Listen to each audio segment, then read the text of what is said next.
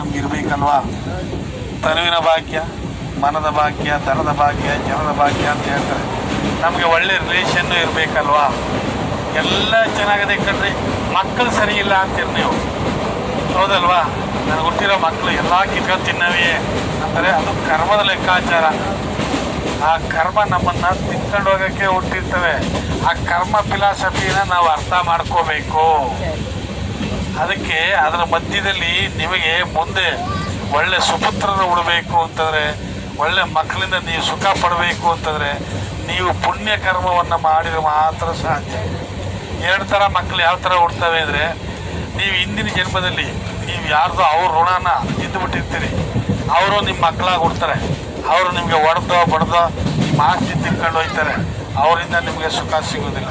ನಿಮ್ಮ ದುಡ್ಡನ್ನು ತಿನ್ಕೊಂಡು ಯಾರು ಹೋಗಿರ್ತಾನಲ್ಲ ಅವನಿಗೂ ನೀವು ಜನ್ಮ ಕೊಟ್ಟಿರ್ತೀರಿ. ಅವನು ಮಾತ್ರ ನಿಮ್ಮನ್ನು ಅಮ್ಮ ಅಂತ ಪ್ರೀತಿಯಿಂದ ಸಾಕಿ ಋಣ ತೀರಿಸ್ಕೊಂಡು ಹೋಗೋಕೆ ಬಂದಿರ್ತಾನೆ. ಇವರು ಎರಡು ಪ್ರಕಾರದ ಮಕ್ಕಳು ನಮ್ಮಲ್ಲಿ ಜನ್ಮ ತಗೋತಾರೆ. ಅದಕ್ಕೆ ಋಣಾನುಬಂಧಂ ರೂಪೇಣ ಪಶುಪತ್ನಿ ಸುತ ಆಲಯ ಅನ್ನೋದು ಇದೇ ಸ್ಲೋಗನ್. ಮತ್ತು ನಾವು ಎಂಥ ಕರ್ಮ ಮಾಡಿರ್ತೀವಿ ಅದು ಇಲ್ಲಿ ರೆಕಾರ್ಡ್ ಇರ್ತದೆ. ನೀವು ಓದಿರ್ಬೋದು, ಮೋಸ್ಟ್ಲಿ ಒಬ್ಬರು 7 ಅಬಾಷನ್ ಮಾಡಿಸಿರ್ತಾರೆ. 7 ಮಕ್ಕಳು ಅಬಾಷನ್ ಮಾಡಿಸಿರ್ತಾರೆ. ಮುಂದಿನ ಜನ್ಮದಲ್ಲಿ ಮಕ್ಕಳು ಹುಟ್ಟಕ್ಕೆ ಮತ್ತೆ ಸತ್ತೋಯ್ತಾ ಇರ್ತವೆ.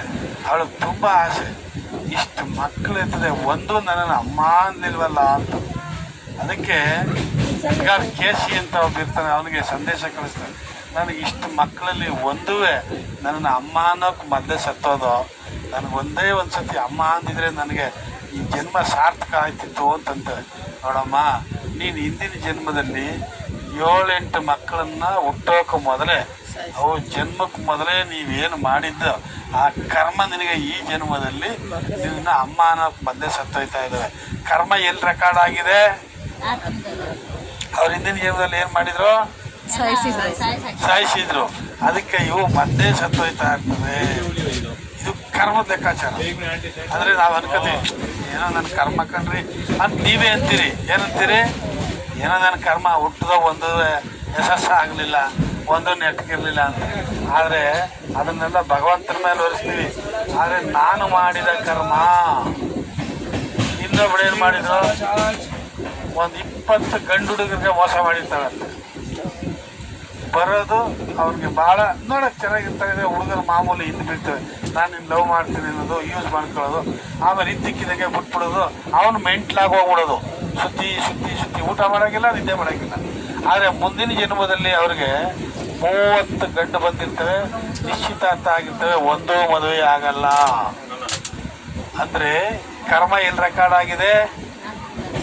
ಮಹಾತ್ಮದಲ್ಲಿ. ನಾವೇನು ಮಾಡಿರೋ ಪಾಪ ಎಲ್ಲ ನಮ್ಮ ಸೋಲ್ನಲ್ಲಿ ನಾವು ಮಾಡಿರೋ ಕರ್ಮ ರೆಕಾರ್ಡ್ ಆಗ್ತಾ ಇರ್ತದೆ. ಈ ಸೇವೆ ಮಾಡಿದ್ರೆ ರೆಕಾರ್ಡ್ ಆಯ್ತದೆ, ಆಗೋದಿಲ್ವಾ? ನಾವು ಮಾತಾಡ್ತೀವಿ, ರೆಕಾರ್ಡ್ ಆಗ್ತದೆ.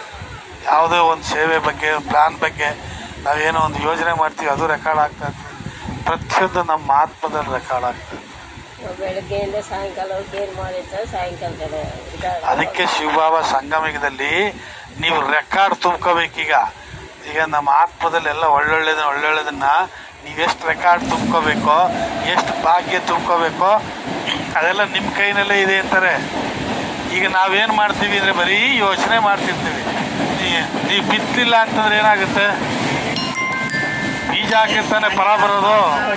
ನೀವೇನು ಭೂಮಿ ಮೇಲೆ ಬಿತ್ತಲೇ ಇಲ್ಲ ಅಂತಂದರೆ ಫಲ ಇಲ್ಲದೆ ಬರ್ತದೆ. ಅದಕ್ಕೆ ಶಿವಬಾಬರು ನಿಮಗೆ ಜ್ಞಾನ ಕೊಟ್ಟಾಗೆ ಒಬ್ಬ ಗುರುಗಳು 2 ಶಿಷ್ಯಂದ್ರಿಗೆ ನಾನು ಒಂದು ಸ್ವಲ್ಪ ವಿಶ್ವ ಪರ್ಯಟನೆ ಮಾಡ್ಕೊಂಬರ್ತೀನಿ, ಇವನ್ನ ಇಟ್ಕೊಂಡು ಮಠನ ಚೆನ್ನಾಗಿ ನೋಡ್ಕೊಳ್ಳಿ ಅಂತ ಹೇಳ್ಬಿಟ್ಟು ಹೋಗಿರ್ತಾನೆ. ಇಬ್ಬರಿಗೂ ಒಂದೊಂದು ಗಂಟು ಕೊಟ್ಟಿರ್ತಾನೆ. 2 ಶಿಷ್ಯಂದಿರೋ ಒಬ್ಬ ಶಿಷ್ಯ ಡೈಲಿ ಮಡಗ್ಬಿಟ್ಟು ಇಬ್ಬರು ಪೂಜೆ ಮಾಡ್ಕೊಂಡು ಗುರುಭಕ್ತಿಯಿಂದ ಮಠ ನೋಡ್ಕೊಂಡಿರ್ತಾರೆ. ಒಬ್ಬ ಶಿಷ್ಯನಿಗೊಂದು ಕುತೂಹಲ, ಗುರು ಏನು ಕೊಟ್ಟ ನೋಡ್ಬೇಕಲ್ಲ, ಏನು ಕೊಟ್ಟಿದ್ದಾನೆ ನೋಡ್ಬೇಕಲ್ಲ ಅಂತ. ಇನ್ನೊಬ್ಬ ಬರೀ ಪೂಜೆ ಮಾಡೋದು, ಕಣ್ಣಿಗೆ ಒತ್ಕೊಳ್ಳೋದು, ಮಡಗೋದು, ಹಿಂಗೆ ಇದ್ದ. ಆಮೇಲೆ ಇನ್ನೊಬ್ಬ ಶಿಷ್ಯನಿಗೆ ಪಿಚ್ಚಿ ನೋಡ್ದ, ಅದರಲ್ಲಿ ಇದು ಕೊತ್ತಂಬರಿ ಬೀಜ ಇದ್ದ. ಆಮೇಲೆ ಬೀಜ ಕೊಟ್ಟನೆ ಅಂದ್ಬಿಟ್ಟು ಮಠದ ಮುಂದೆ ಕೆಂಪು ಭೂಮಿ ಇತ್ತು, ಅಲ್ಲಿ ಚೆನ್ನಾಗಿ ಕೆತ್ತಬಿಟ್ಟು ಹಾಕ್ಬಿಟ್ಟು ಚೆಲ್ಬಿಟ್ಟು ನೀರು ಉಯ್ದುಬಿಟ್ಟ. ಏನು ಬರೋಷ್ಟೊತ್ತಿಗೆ 2 ಚೀಲ ಆಗೋಗಿತ್ತು. ಗುರುಗಳು ಬರೋಷ್ಟೊತ್ತಿಗೆ